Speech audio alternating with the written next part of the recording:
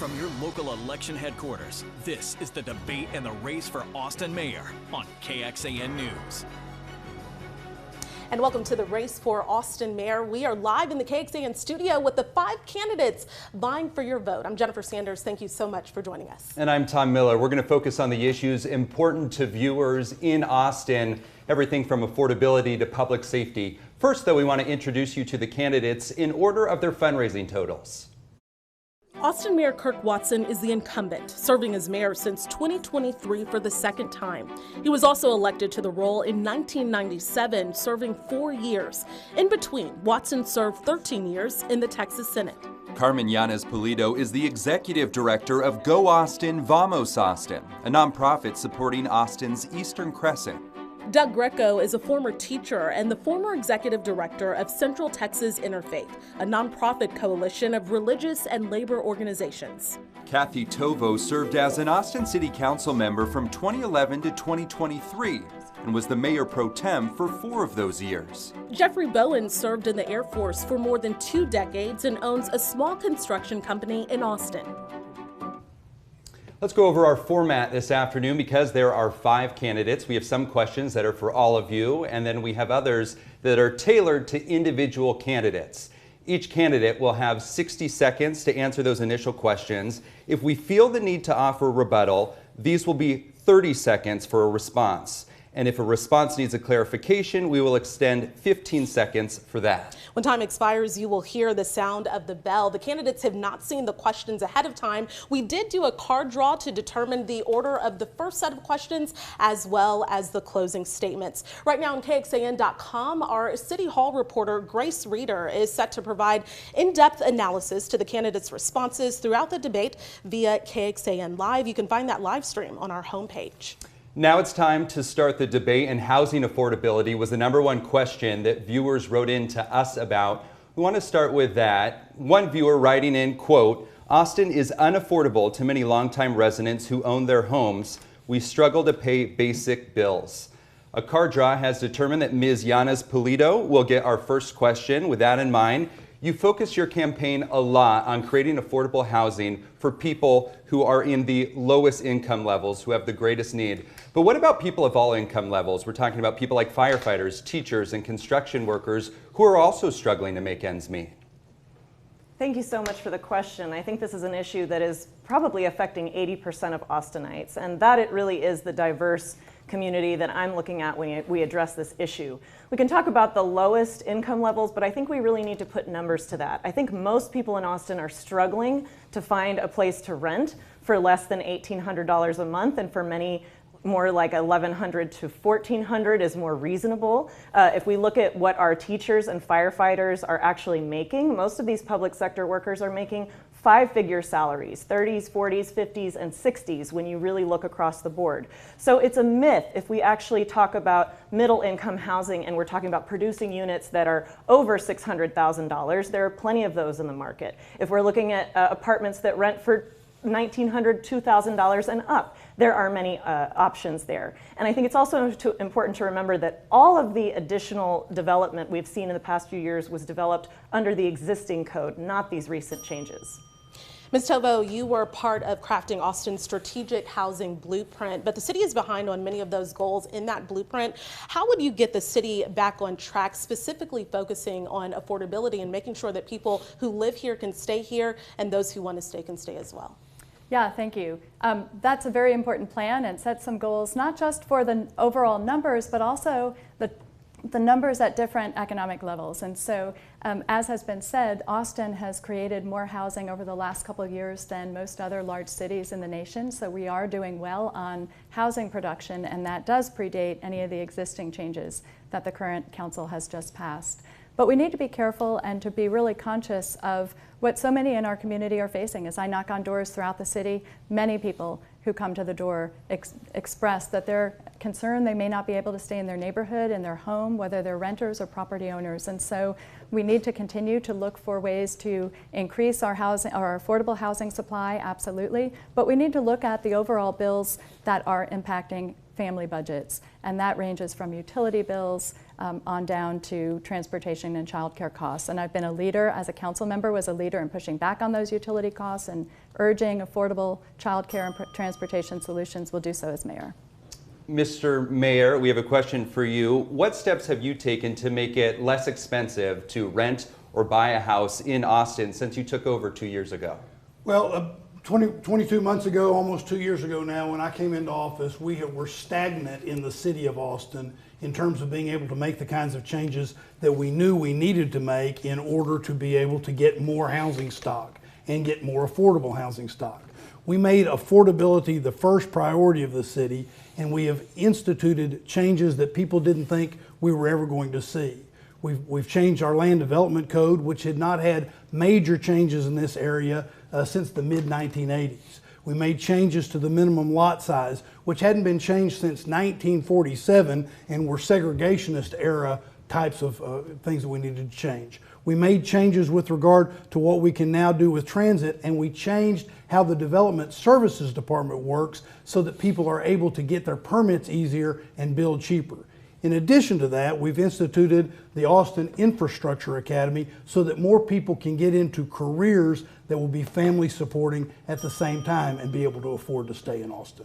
Mr. Bowen, you were one of the plaintiffs in a lawsuit that undid Code Next, the city's efforts to loosen development restrictions aimed at increasing housing supply. Sir, how would you say that, and why would you say Austinites should trust you in making our city more affordable? Well, I went, primarily the lawsuit for me was basically, you violated my rights that are given to me through the state. The state said that we had the right to protest. We also had the right for notification. That was being taken away from us during the Code Next process. It's also happened again in several other changes that they've tried to do. As for trust, all I can say is I'm out there fighting for your rights. I'm fighting for my rights as long as, and also for yours. You need to understand what those rights are that are given to you, and that they are not to be taken lightly by somebody else that's trying to silence you if it's going to impede upon your property or going to impede on what you may want to do later on. So the concept was really basically, I served for 20 years to protect those rights. And that was a state law, and the city had no right to violate that state law. Thank you, Mr. Bowen. Mr. Greco, this next question is directed toward you. Your campaign website says, quote, "We need a laser focus on affordability," and it loosely touches on rent and mortgage assistance. What exactly is your plan for housing affordability? That's right. Thank you, Tom and Jennifer. As a longtime nonprofit director, community organizer, former high school teacher, affordability has been at the center of my agenda. And in the last 30 years, being in Austin, we have become the fastest growing city for millionaires. Our income inequality has increased, and over the last decade, our percentage of Black and Latino residents has decreased. And this has happened since the mayor was first elected office in the late 90s. I think he bears a large part of the responsibility for this problem. We need to invest in affordable housing, rental and mortgage assistance, housing for those experiencing homelessness, and the 30% of homes that are bought by institutional investors, over a third of our homes by private equity, LLCs that are driving up the cost of living. That's why we need to give families a fighting chance with rental assistance, down payment assistance, mortgage assistance, assistance in buying ADUs, okay? That happened before home, and I was open to the land use changes, and it's going to be a challenge after home as well. So let's give families a fighting chance. Okay, Mr. Mayor, do you want to respond to that? He's talking about some of the policies that have happened under your watch. Sure. The fact of the matter is Austin wasn't moving forward until I was elected mayor and took office in January 23 on the very kinds of changes that we need. That's why I've been endorsed by the groups like ARA and the Infill Coalition, because they know we're making those kinds of changes. It's also why I've been endorsed specifically by our EMS professionals and our firefighters. That's why AARP endorsed the changes that we were making in the land development code. We're getting it done now. Okay. I want to talk about taxes, and the average Austin homeowner could pay nearly $1,000 more in taxes next year, and this is because of moves by several taxing entities. So here specifically is where your money is going, and this is from proposed and already approved tax rates. So this question goes to each of you. If you're leading a council trying to limit the impact to property owners, what would you be willing to cut from the budget and why? And we will start with Ms. Tovo. You do have 60 seconds to answer. Yeah, thank you. As a former mayor pro tem, former council member, I had an opportunity to work and to really do deep dives into the budget, and always took advantage of that to look for programs that I thought could be cut from the budget, with an awareness that, you know, to fund the needs of our growing city, we needed to make room for new for those opportunities, but also that we needed to lessen the impact on taxpayers' budget. And you know, so for the first places I would look were memberships to organizations that are not providing a real value for our city employees, and then next to marketing budgets. You know, we have marketing budgets, sometimes large ones, in departments that have no problem getting customers. Development services, for example, our utilities. You know, these are, it's great to spend money on education, energy conservation, water conservation, those kinds of measures, but beyond that, we really can usually trim in those marketing budgets. Mr. Mayor, same question to you on where you would potentially cut from the budget. Well, one of the first places we need to look is we need to look at those situations where we have positions that have been unfilled for some period of time. If they've been unfilled for some period of time, then there's probably a recognition that we don't need to have those positions, and we could remove those positions and thus have an impact. In addition to that, we always have to be careful and pay attention to the homestead exemption. That's one of the things that we did, is we made sure that we had increased the homestead exemption. Not everybody on this panel has voted to increase homestead exemptions when they've always had that opportunity. And that's another big aspect of what makes a difference in somebody's tax bill. The other thing is that we need to pay attention to what is going on a unified basis. The city of Austin's taxes end up being a small part as compared to like the school districts. We need to be in a position to help advocate for where we can have consolidated services, where we can save the taxpayer money and still provide the specific services. And Mr. Mayor, you did refer to someone right now who is on this panel, and that is Ms. Tovo. Would you like to respond to that? Sure, I'd be glad to. First, I'll point out that I created the first ever homestead exemption that came forward as a part of my resolution, and I'm really proud of that work. And I certainly have supported a lot of the increases in the homestead exemption. There was a period of time where I did not, because we don't have the ability under state law to do a flat rate, which would be more equitable across the entire city and across homeowners. And I also brought forward a measure to legislate for change at our state legislature, which I think would be a great path forward. Mr. Bowen, what would you be willing to cut from the budget and why? Well, it's not what I would cut, it's one thing I would do. One word: audit. The whole city budget, all the departments, the whole thing. How can you find areas that need to be improved? How can you find areas where there may be some type of waste, unless you're able to go through a complete audit? I know that not everybody is fond of that word, and I know that we had a proposition several years ago where yes meant no and no meant yes. Nobody really knew what that proposition was. So the bottom line for me is, we don't know what's out there and we don't know where we're spending it. How can we make a decent cut, if anything? Where are the improvements we can do? And you've probably got people on the city staff right now that work in those areas that know exactly some of the areas that can be done. But it needs to be done over a 5-year period. Big department with smaller ones, the next year big department, smaller ones, and then take those lessons learned and move that on down. And Mr. Bowen, the city does already have an auditing department. Do you feel like they're not doing enough? They're primarily looking at some of the interior type stuff. I'm looking for something just like a major corporation has to do, that the shareholders vote on every year, if you own any type of shares, that says you're going to have some type of financial organization looking over the books. There's no reason why we can't do it here. And Mr. Greco, same question to you. What would you cut from the budget? You do have 60 seconds. Sure. First, I would end the sweetheart deals that major industrial users of utilities get. NXP, Tesla, Samsung, we need those manufacturers, but they should not be paying lower rates, or we shouldn't be raising residential rates when we're not raising rates on them. And they have historically fought for sweetheart deals, and I would end that. I would spend the $1.8 billion of already approved voter approved bond money for parks, for housing, We spend that, it's going to have a stimulus effect on our economy. But we do need to support Proposition A, because that will affect our taxes, but it is an investment in our schools. Proposition A in AISD, and Proposition A for childcare in Travis County. I do support those, and I believe I was the first to come out for both of those. But again, no special deals for the biggest corporations in Austin, and if they get any tax incentives or public contracts, any public dollar, they need to pay living wages and good jobs. And Ms. Yanis Polito, final question to you. I would also look at vacancies in our staff budget, but I also think we need to be more accountable when it comes to things like social service contracts. There are myriad community voices, task forces, and existing city recommendations that can help us to lower costs in many of the programs we provide, as well as homelessness spending. I think those dollars can be allocated to more effectively address the problem. I also think we can be much more responsible in our bond allocation. We have not actually issued half of the debt that's been approved, and there's a lot of accountability left for spending on the basic services and infrastructure that we need.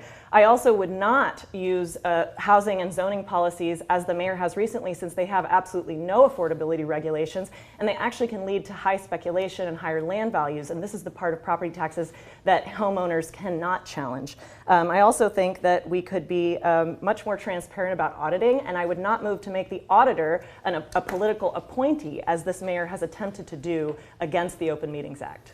When candidates' names are said by others, we give them an opportunity to respond. So, Mr. Mayor, that opportunity. Sure.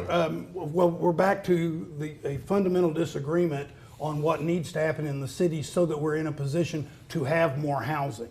We have actually moved forward to get more housing, to make the city more affordable, but there are some people, as you've just seen, that just fundamentally disagree with taking the actions needed in order to get us more affordable. And that's why, frankly, I pointed out the number of groups that are endorsing and supporting me.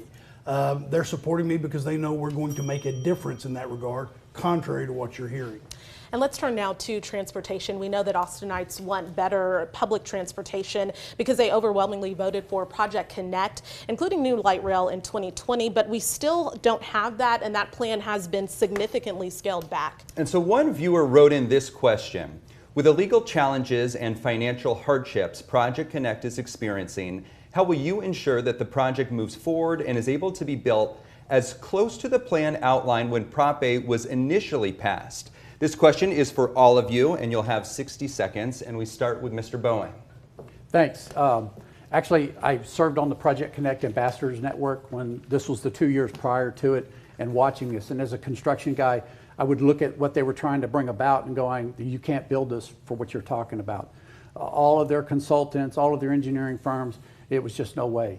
What I would do is, you're not going to get it back to what the almost 30 miles was that they were talking about. But one thing that I would encourage is we need to push forward with the ride program, or the pickup program that's already done over 1 million people. That needs to be expanded in a very rapid rate versus it being drug out. Also, on-demand type services. We could also be doing buses, even though we spent $255 million on electric buses that we haven't seen yet, and it went to a company that went belly up. We can still be getting those routes running with existing type of buses until those other ones are able to come back online. But we need to ask, how are we going to make up that difference? Mr. Greco, you now have 60 seconds. How will you ensure that Project Connect moves forward as it was proposed, the original plan? Sure. I support Project Connect. I know we are not getting as much as we originally voted for, and a bit overruns, but I will be the mayor that makes sure it comes in on time and on budget. I think it is good for the quality of life. I think it's good for our environment. And I also think it's good for the blue collar jobs that are created. I am concerned that almost $3 billion of it is going for professional services. I would put more of that to the construction jobs to make sure those workers are paid well. I am concerned about our bus drivers. I would expand bus access, but make sure we are servicing our current bus routes as well. Our bus drivers, I am told, remember the union, 75% live outside the city because they cannot afford to live here. That is shameful. And after 20, 30 years, $30 an hour is the top wage. We need to pay our transit workers well with a dignified wage. and we need to make sure that we implement Project Connect on time and on budget, and I'll be the mayor that does that. Ms. Yanes-Polito, same question on Project Connect. For most of the past 20 years as a community organizer and also as a city commissioner, I've worked with countless transit-dependent people and also commuters who serve our city every single day. I would be committed to fulfilling the contract with the voters of Project Connect, which was a citywide transit system that we desperately need. Remember that Project Connect promised to take care of essential workers, relieve traffic congestion, etc. The plan that we are now being presented will never do that, because a rail line that only goes from 38th Street to Old Torf will never take care of the majority of people who are commuting. We have to actually look at the service lines serving the communities that were promised. We can do so even with the lawsuit, which, reading the writing on the wall, the current management is illegal. And so we need to come back to the voters with more transparency of how we're going to do rail. In the meantime, I think on-demand transit for a fraction of the cost can increase service all over, as well as bus rapid transit, which can help us acquire property to later put in rail at a more reasonable rate. And Ms. Tovo, now to you, 60 seconds to answer. Yeah, thank you. I support Project Connect. I always have and will continue to do so as mayor. I agree with some of the comments earlier. It is disappointing that the plan needed to be scaled back because of the escalating costs with construction, and we've certainly seen that in other industries as well, so I understand why it happened. As a member of the Austin Transit Partnership Board, which the mayor typically is, I certainly would make sure that we are getting as much value as possible, assuming it can go forward, that we're making sure that that line extends as far as possible, that we're looking for opportunities to fund other segments of it through federal funding. And of course, we need to continue to invest in our bus lines and work toward that plan that will serve citywide. And I agree with some of the comments before about making sure that those who work for those companies on the buses or on the rail lines are paid well. That has to be a key consideration as well. But we can and do, I believe, have the infrastructure in this plan to move forward toward a citywide solution. And Mr. Mayor, how do you get Project Connect as close to what voters initially intended? Well, one of the things you do is you follow the process that we have followed in the past 2 years. And one of the things we've done is we have had a very public process. In fact, it was one of the better community processes that I've seen in my many years of being involved in local government, where we had a citizens advisory committee that also helped us, where we went out and worked to try to achieve just that question and came up with what we're able to afford and live within our means. And that is what we need to continue to move forward on. I fought successfully in the Texas legislature the past session to protect Project Connect, and we'll do that again. And I have stood up and said we're going to fight in the lawsuit so that we protect the rights of the voters. In addition to that, I've worked very closely with the federal government to talk about the fact that we have two major transportation projects that ought to mesh together, and that is the airport and Project Connect and the rail line. And I've even convened the federal government and our professionals here in Austin to talk about financing mechanisms to be able to connect us to the airport. And for a 15-second clarification question, you've had those conversations with the federal government. What has come from that? Well, we've now had the meetings and we've convened different groups. For example, the Build America Better program has been in Austin working with the airport, working with ATP, working with Capital Metro and the city staff. And we're now trying to finalize, are there ways we can use financing mechanisms in different ways to get us to the airport? Okay, candidates, thank you so much for your responses. We are halfway through this debate right now. We will address, coming up after the break, public safety as well as homelessness. We hope that you will stick with us. We'll be right back.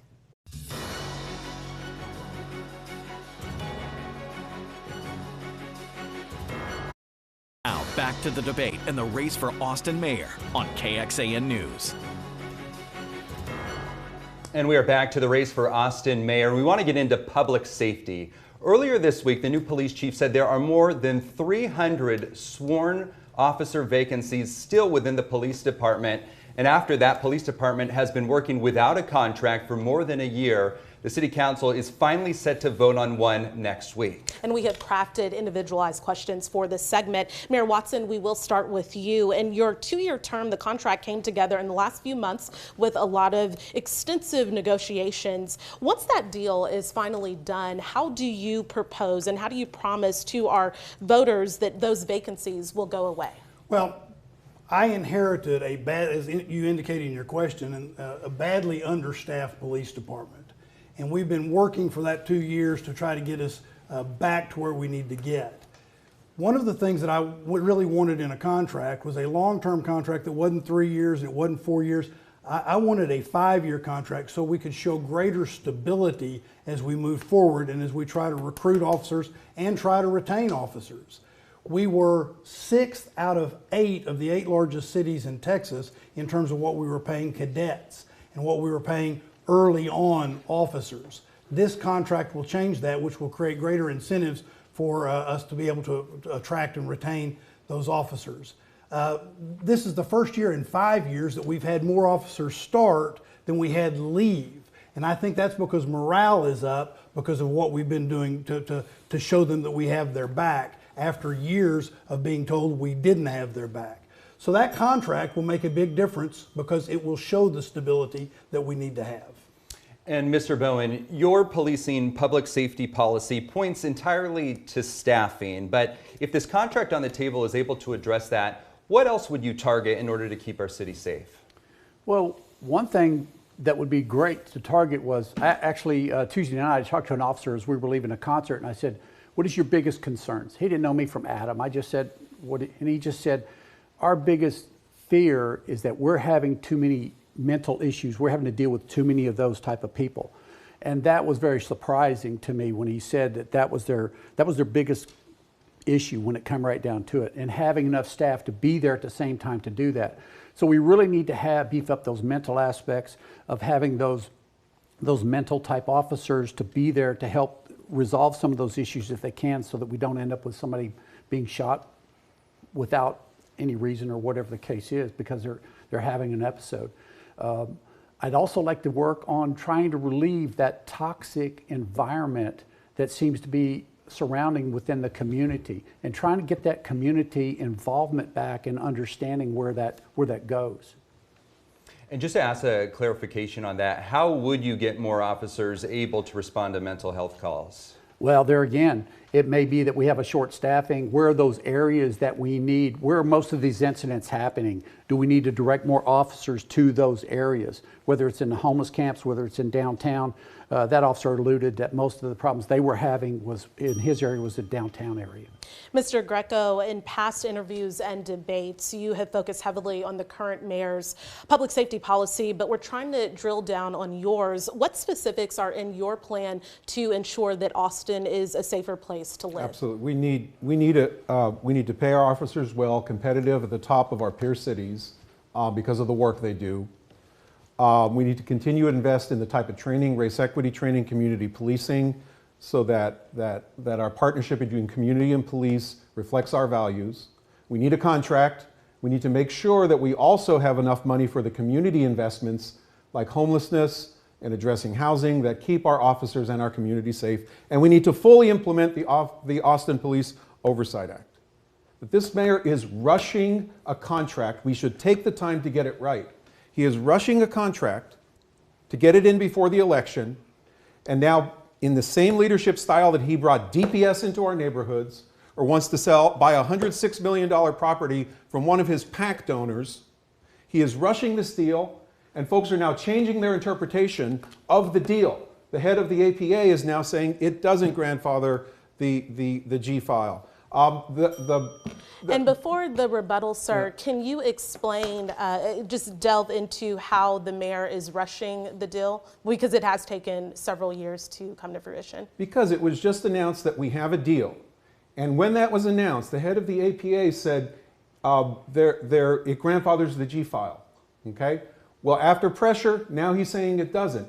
The budget staff of the city has said we were short during budget negotiations in the summer. Now they're saying we have plenty of money. Mr. Greco, so folks are changing their interpretation of what's in that contract because of pressure from the mayor. Right now 30 seconds to respond. Perhaps Mr. Greco doesn't understand how the negotiation process works.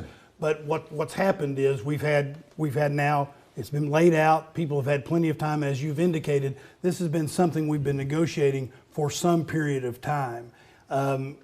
Today, our legal counsel, the interim city attorney, certified that this meets all of the requirements of the APOA. That is what we said we had to have, what I demanded that we have in the contract, is that it meet Prop A. It's now been certified that it does, and we ought to go forward with this. Ms. Yanis-Polito, we will turn to you now. Your public safety platform online points to park infrastructure, lighting, as well as some other programs that Austin already has in place. Can you talk about what makes your proposed policies stand out from the people who are here today? It's a more broad and holistic approach that actually takes direct feedback from our frontline staff, first responders, and community groups. I think it's important to remember that securing our police department is not just about funding. If we really look at the systemic issues over the years that have caused us these vacancies, there's a lot that has to do with training, retention, culture, morale, accountability. The division we've seen in our city on this issue has often been from bad policy. When I talk to people all over Austin who really want the same thing, a responsible, fast, accountable, and prepared response to 911. By guaranteeing this massive staff increase, we're not actually looking holistically at what EMS and fire are going to need, as well as other basic services that can make the police job easier. We also, are we going to have enough funding? We didn't apparently have enough funding in this past budget to fully fund social workers to be 24-hour responders on 911, which is a huge part of having an adequate response. So I would address this more holistically and from an outcomes perspective. And Ms. Tovo, you supported halting the cadet classes and moving funding away from the police department in 2020. The Police Association largely blames your city council for that police staffing problem that we're facing now. And so with that in mind, what would you do to earn the trust of the police department? Sure. Well, I'll say that the cadet academies needed to be halted because we had multiple cadets coming to council and highlighting different issues with the curriculum that were systemic and absolutely needed to be addressed. What I would do to build trust with the police officers is what I did as a council member. I served for my entire 11 plus years on the police retirement board and participated in various community activities sponsored by the police. I also served on the Sobering Center alongside representatives from our police department. This was an initiative that I led council in opening. It's a criminal diversion program that diverts individuals who are publicly intoxicated away from jail, away from emergency rooms. It is critically important that we continue to invest in those kinds of criminal diversion opportunities. I also served on a council that, one, raised the wages for 911 operators to try to address retention. We also created that option when you call 911 for mental health response, as well as supporting MCOT, another emergency mental health resource. I want to talk about homelessness, and the Ending Community Homelessness Coalition says at any one time 5,300 people are homeless in Austin, and that is a number that keeps on going up. So our first question here is for Mr. Greco. You had an interview with KXAN reporter Grace Reeder, and in that you said the city of Austin needs to, quote, do better with overnight shelters and emergency shelters. What exactly does that look like, and how does that work into your policy? Sure, thanks for the question. So, as a longtime community organizer, Central Texas Interfaith, the organizations I worked with fought for and won hundreds of millions of dollars in community investments at the local and state level, including building the political will under the last mayor and the county judge to invest $200 million in permanent housing for those experiencing homelessness. Many of the projects the mayor's been cutting the ribbons for were fought for in the last administration and by community organizations. Those projects are working well, have a 90+% rate, some of the best in the country. Community First Village, Foundation Communities. We need to invest more in our overnight shelters and our transitional housing because those are the points of entry for folks into permanent housing, okay? So we need to do better, and we need to make sure that we follow that community-based approach for permanent housing in overnight shelters and transitional housing. In this last budget, there was an item at the end of the budget, $4.2 million, over half would go to homelessness, and this mayor voted against it to keep the money in the savings account. Can I respond to that? Again, he's looking at one aspect and not at the whole part so he can come up with something to make an attack about. If you look at what we did in this budget, we made specific investments in a number of different things, including more emergency shelter opportunity, including wraparound services for permanent supportive housing, and including in prevention and areas of that nature. I've also been able to get the state to make $65 million worth of investment in different programs in Austin so that we can go further with regard to homelessness. Thank you. Ms. Yanes-Pulido, you've criticized the nearly $10 million that the City of Austin has spent on the Marshalling Yard Emergency Homeless Shelter. That space, though, has sheltered more than 1,000 people since it's opened. So if not the Marshalling Yard, how would you have redirected that money to have helped as many people? The most important thing here is to listen to directly impacted frontline organizations and the people who are serving the unhoused community every single day, as well as at the point of prevention of homelessness. And I think across the board, it's very easy to see that we can reallocate spending that is not currently serving our needs. The Marshalling Yard was largely recommended against by best practices and experts because congregate shelters don't tend to have good outcomes, and that's what we were seeing. It was used as basically a way to enforce the sweeps. We spend millions of dollars on sweeps, which are cruel and ineffective. I do see that the council has made some incremental changes to reform things like rapid rehousing, but it needs much more. And that was pushed by community advocates looking for more money at the point of prevention and more that actually keeps people off the streets. We also need to stop incentivizing the demolition of the most affordable units in Austin, which is something this administration is very guilty of and that I would put a stop to. Just to clarify, do you have any evidence that units are being demolished and being built back on? Yes, absolutely. I watched it on the Planning Commission, and I heard from low-income tenants and homeowners themselves when they would come to testify, and we would watch. We would watch as developers would orient tenants to a relocation fund that had no money in it. This is all rhetoric. And Mr. Watson, you can respond to well, what I was think directed to she's you. referring to a previous, when I ask her those questions about it, because I've heard her say that before, they're saying that that is not happening today. And in addition, when she talks about that the marshalling yard was not recommended, I just brought forward a resolution to keep the marshalling yard open, and advocates that work in the homeless services department, such as Chris Baker, who is the executive director of Esperanza Community, came and pleaded with us to not close that so that we would not be putting 300 people out on the street. Ms. Tova, we turn now to you. When you were on council, the camping was banned in Austin. Ultimately, that was pushed through by voters. But you had many conversations on the dais about what that process should actually look like. Now that we are here, how would you handle ensuring the enforcement of that law? So I didn't support lifting the camping ban. I had been a leader on council with regard to homelessness, have worked closely both with impacted individuals who are experiencing homelessness as well as with social service and housing providers. I chaired the ECHO Community Advisory Board for a time and also worked in a number of areas. And it seemed to me that we need to do what is contemplated in the action plan to end homelessness. We need to support programs beginning with preservation of and keeping folks who are on the verge of becoming homeless, to investing in our bridge shelters, our emergency shelters, and our permanent supportive housing, along with social services. But I want to say, when we invested those federal dollars, which are about to expire, it came with a pledge, and that was a challenge to the private sector to come forward and help match some of those dollars with their investment. And as mayor, I'm going to be a champion for that piece of the solution. We need the private sector to invest in ending homelessness, and I believe there's a willingness to do so with the right mayor. Yeah, 15 seconds just to clarify, how would you hold the private sector accountable to make sure that they produce those dollars to match those ARPA funds? Well, I think it's a matter of having conversations with them, for one thing. Again, both in my work as a council member and in my conversations leading up to that vote that the council took to invest those dollars, which I led on and supported.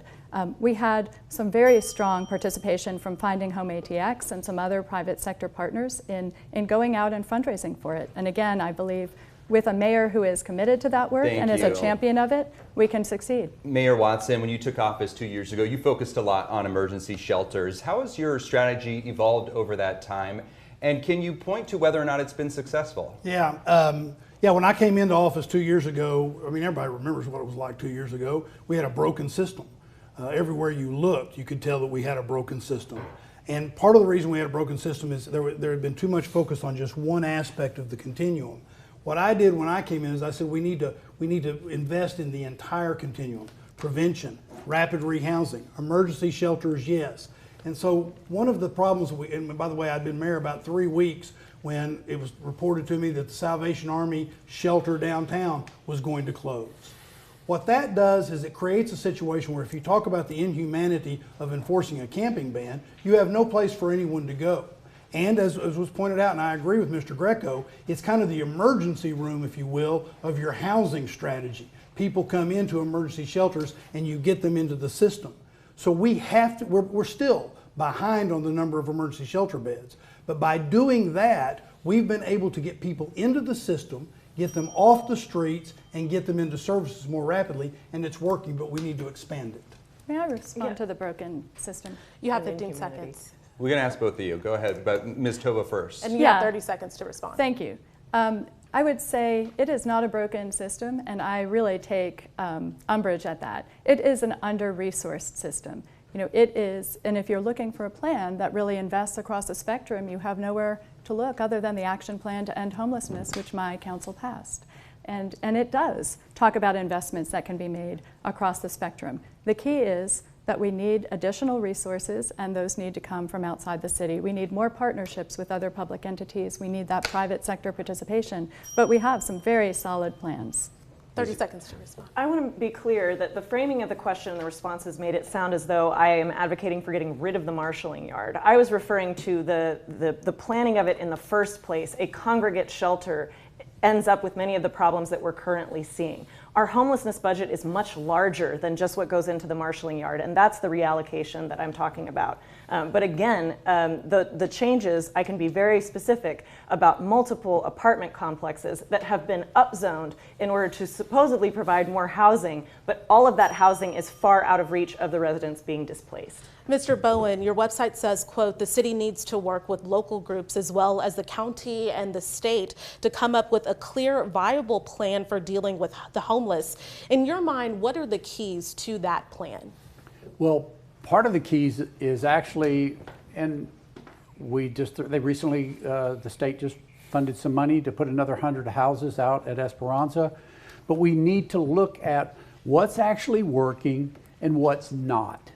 If we can model the stuff that's really working and get the other ones to do this, the other ones that are not meeting those obligations, and that's where we need to be able to dive into it and find out why they're not succeeding. So, I mean, is it an issue? Yes, it's a major issue, and a lot of the people in this city are just totally fed up.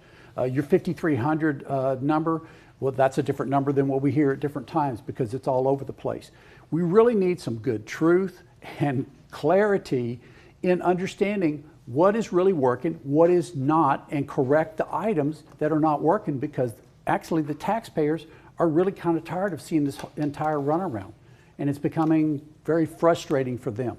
In 15 seconds to clarify, how will we get more accurate numbers? What do you propose? Well, here again, we do have the homeless office, and several months ago, I asked the individual that was in charge of it, said, what is the number for today? And he just really wouldn't give a number. And so the number is constantly changing, but there should be a way to have that number within a few hundred at least, you would think. And this next question is for each of our candidates. We hear all the time from our viewers who are concerned that the city spends hundreds of millions of dollars on homelessness, and yet they still see a problem. At the end of your term, what would success look like? Ms. Yanis-Pulido, we'll start with you. It would look like more money at the point of prevention before people end up on the streets, especially because after those first 30 days, someone is much more likely within those first 30 days not to become chronically homeless. It would look like less spending to private companies without accountability of where that money is going. It would look more like direct services and funds that keep people off of the street. And it would look like much more care to preserve and produce truly affordable multi-bedroom housing. This is a problem that the entire country is facing. It's not just Austin. But an important thing to know about that number is that the proportion of children under 18 has grown tremendously over the last 3 years. And that does correspond to a loss of multi-bedroom affordable units in Austin, which are not being produced by the current policies, and that waiting list is getting longer and longer. We would see a shorter waiting list and more direct services, and our frontline workers would be less burnt out. Ms. Tova, same question to you on what would success look like in handling the homeless issue?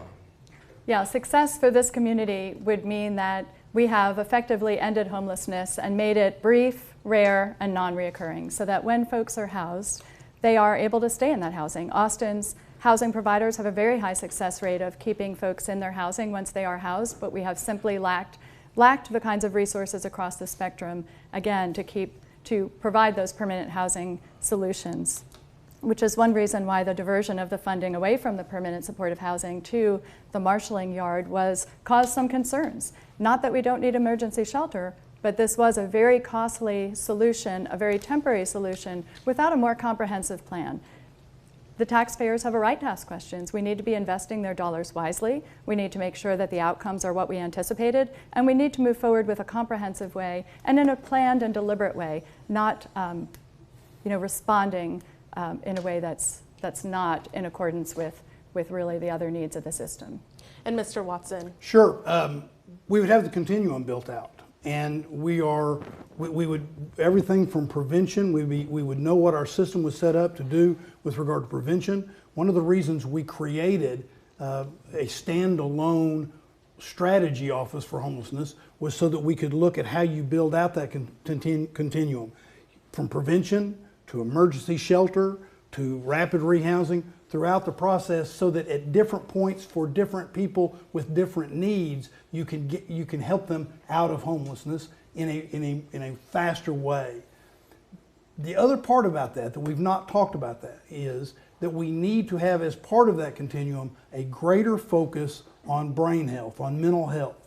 We need to be doing more in this community with regard to mental health, so that we are not having folks that are in crisis and then immediately put back out on the street or hopping from couch to couch until they end up on the street.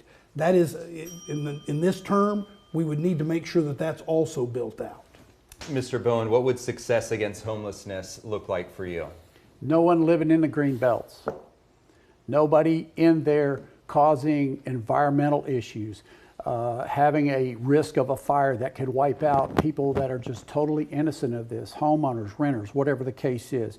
Success for me would be if you could get those out of that environment and then into some type of housing to where they're not having to live in the woods. That would be, I think that would be just a great step, but it all has to be a process, and you're going to have to start making people be a little more responsible and just having to have some tough love and just say, you cannot be here. This is not good for you. It's not good for everybody else. So you'd have to have those programs. Again, the other ones, community, for the mobile loaves and fishes, those type of things that are out there and are working, and concentrating and finding out what's not working with the other ones, the other type of systems that are just not working at all. Mr. Greco, we'll end with you. Sure. Ending homelessness. I agree with Councilmember Tobo. I am used to solving big community problems. 200 million permanent supportive housing, city and county level. My organization built the political will. I led the organizing coalition to kill the state's largest corporate tax giveaway program, took $1 billion a year in potential school funding, gave it to oil and gas companies. I would bring the same focus and attention to this problem. When I visited Community First, I asked the tour guide, what's the biggest reason folks leave here? And he said, well, it's when they pass away, because folks don't leave. Okay? So we need to continue to invest in permanent housing, temporary shelters, overnight shelters. My big problem with this conversation is we are not recognizing that, again, over the last 20 years, this problem has increased, and we've become a city for millionaires. And I think that the mayor bears as much responsibility or more than anybody as an elected official running for his 8th time in 27 years. Mayor, you can respond. Austin's homelessness problem went to scale. When I was mayor the first time, we created the first resource center for the homeless. We created the Downtown Austin Community Court, which was the first in the state of Texas to help people get into services. It was the first time we put money into a women and children's shelter. And now what we're doing is fixing a broken system. I mean, people can judge for themselves whether it was broken 2 years ago or not. We're now fixing that system, working even with the state of Texas to get money from the state to do that. So we're making big progress. We just need to get further along. And right now, we want to give each candidate 30 seconds to make their case as to why voters should vote for you. And the card draw gives Ms. Llanos Pulido the first opportunity. I was asked to run by hundreds of Austinites across the city because I bring over 20 years of experience working shoulder to shoulder with Austinites, not just in over 30 different neighborhoods around area schools, quality of life improvements, but also 10 years on boards and commissions. We have an opportunity to bring transparency back to City Hall. We've had multiple violations of Open Meetings Act. We're legislating by lawsuit. It's time to bring Austin back together, north, south, east, and west, and creatively solve the problems in front of us. And Mayor Watson. Thank you, and thanks for doing this debate, having this debate. I think 2 years ago, most people felt like City Hall was moving too slowly and inefficiently. I think most people today feel like we've made real progress and we're actually getting things done. Whether it's on affordability and making changes that the city had stalled out and wasn't able to make, we're doing. 911 is now up to national standards when you call 911. We're going to get a police contract, I believe. We're making the kind of progress this city deserves, and I will continue to do that, and I ask for people's vote. All right, Ms. Tovo, your closing statement. Yeah, thank you. I'm Kathy Tovo, running for mayor. Would appreciate and respectfully ask for your vote. Austin deserves a mayor that is committed to open and transparent government, and that is not what we have in our current administration.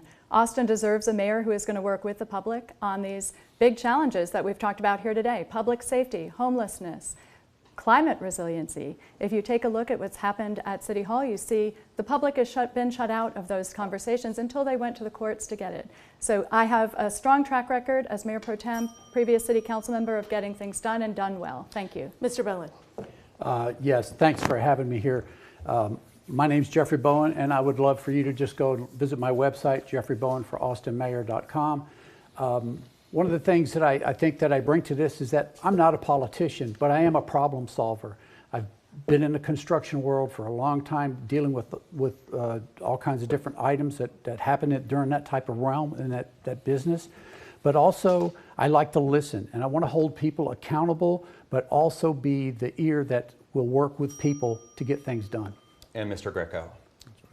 I have been a lifelong community organizer, nonprofit director of $1 million nonprofit that's won $500 million in community investments. Running to be the first openly gay mayor in Austin, endorsed by the LGBTQ Victory Fund, Dolores Huerta, renowned civil rights leader, and a whole host of community leaders. In the last 30 years, our state has become increasingly right-wing, Austin has become increasingly unaffordable, and we've had a quid pro quo culture at City Hall. Mayor, you've had your bites at the apple, and it's time to turn the page. Thank you all for your participation. We want to wrap up this date with some important dates to keep in mind. Early voting starts October 21st and Election Day is November 5th. We have a voter guide on KXAN.com, and it has everything you need to know before you hit the polls, from contested local races to where you can vote. And if you miss any part of this presentation, you can catch the whole debate online over at KXAN.com. That will do it for us. This has been the race for Austin Mayor. And we want to thank every single one of our candidates here today. And also thank you at home for tuning in. We'll have the latest on KXAN.com. KXAN News at 5 starts in a few minutes.